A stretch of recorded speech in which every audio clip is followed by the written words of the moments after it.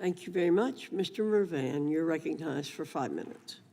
Thank you, Chairwoman Fox. I'd like to thank the panel for being here today. And Governor Polis, I'm from Indiana, Northwest Indiana, and my daughter is a sophomore, and she went through the Explore, Engage, Experience grant and came home and said she wants to be a lawyer so she could afford what she likes.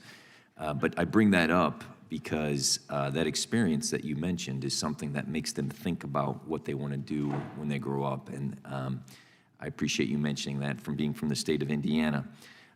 Very quickly, realizing the key successful economic development is an educated workforce. Very often in the most vulnerable populations becomes challenges and hurdles, such as childcare, such as transportation, such as dependent care and housing. There are significant barriers or challenges to employment. However, these services provided by Workforce Innovation and Opportunity Act, WIOA as we know it, allow the workers to receive job training and create paths of their choosing towards economic stability. My question to you is, what impacts do these services have on training programs completion and employee retention? Yeah, the flexibility within WIOA to be able to support these wraparound services is critical. So to be clear, it's not transportation for the sake of transportation. It's not childcare for the sake of childcare. It's directly related to the ability to become part of the workforce. We've traditionally focused the money on the skills piece, and obviously that's a relevant piece. They need to have the skills, but if you have the skills, but your reality is you're the caregiver for a child during the day hours where you want to be working, or you don't have a car and there's not a bus route to get to work, how can we be flexible enough with WIOA where we can make sure that that person is able to work and support themselves and address the barriers that they have in their own life?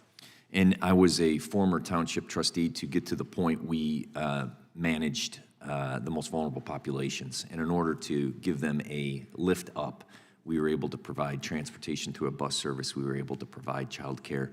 So I commend you. One of my questions that I think is a key component is, how in education did you utilize the American Rescue Plan dollars to most maximize what was going on in education? Lots of different ways. So the ESSER and the GEAR funds are two of those. I would say across the state, making sure that we could reduce and address the learning loss. A lot of this was decentralized, and districts and schools were able to innovate as they should. Many of them included extended learning day, additional hours of support. We're looking at directing additional state dollars to after-school math support as an example for kids that are struggling in math.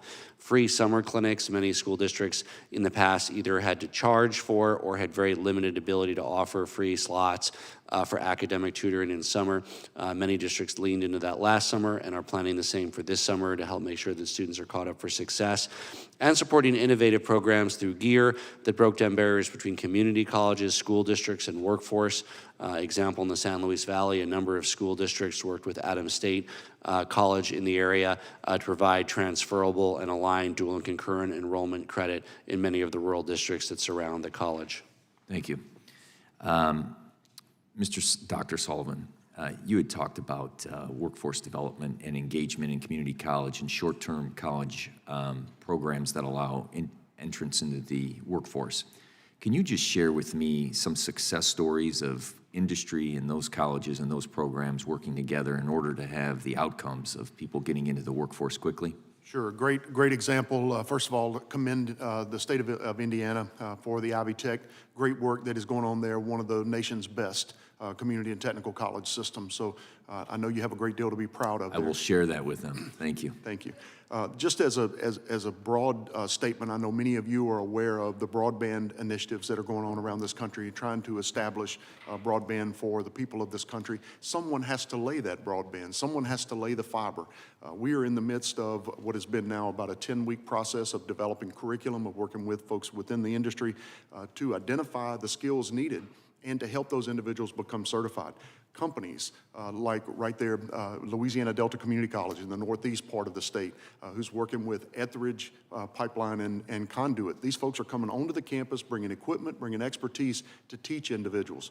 So we're forecasting about 2,000 graduates by the end of this current year within the broadband space to help ensure that we have the people necessary that we're not asking folks from Indiana to come to Louisiana to install fiber, but instead that we're able to do that work ourselves. Thank you, Dr. Sullivan. I was proud to vote for the infrastructure bill that allowed for that fiber to be laid, which created jobs, which will open the gates for education. I thank you very much for all your participation today.